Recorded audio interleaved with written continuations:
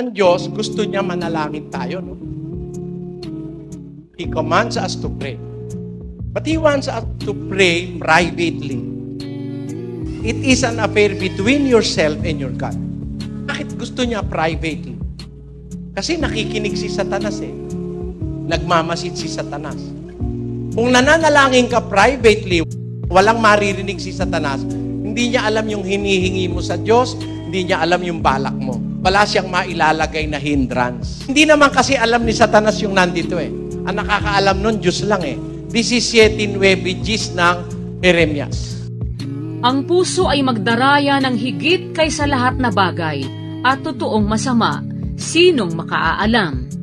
Akong Panginoon ay sumisiyasat ng pag-iisip. Aking tinatarok ang mga puso upang magbigay sa bawat tao ng ayon sa kanikanyang lakad, ayon sa bunga ng kanikanyang mga gawain. Sino raw nakakaalam ng puso? Ang Diyos. Di naman niya sinabing, sino nakakaalam? Akong Panginoon, saka si Satanas. Hindi naman sinabi. Siya lang eh.